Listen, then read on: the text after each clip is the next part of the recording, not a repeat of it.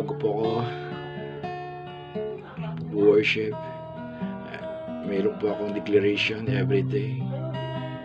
Darating kayo dito sa aming tahanan.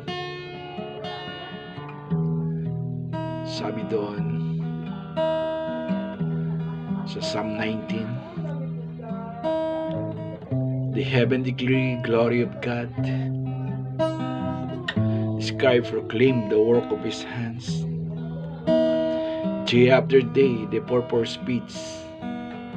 Night after night, display knowledge. The voice goes to all the earth.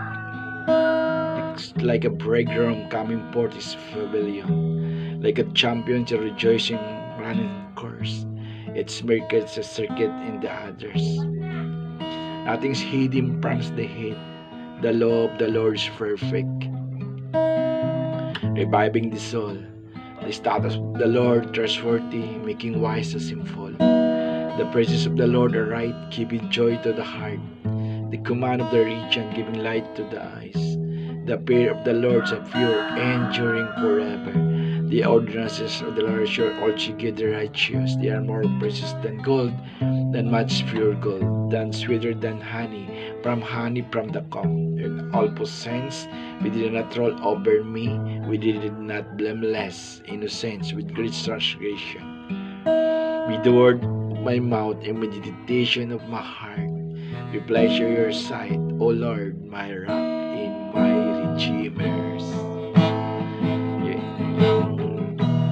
Yes, declaration every day. What is Psalm 19? In Psalm 91, because He loves me, see the Lord, I will rescue Him, I will protect Him, by His name my name. If He call me upon your name, I will answer Him. Yan ang pinanghawakan ko mga salita ng Panginoon. Kasi mahal niya tayo. Hindi niya tayo pababayaan. Pinaproteksyon niya tayo. Kaya manatiyan tayong tapat, naghawakas kung sino man siya maliligtas. Because His God is only one God. Sabi niya nga, if God is for us, who can be against us? Romans 8:31b. Kung Diyos ay panig mo, sinong laban sa iyo? Panghawakan po natin ang mga salita ng Panginoon upang hindi tayo mawala sa Kanya at hindi tayo maligaw. Hallelujah. Thank you, Lord.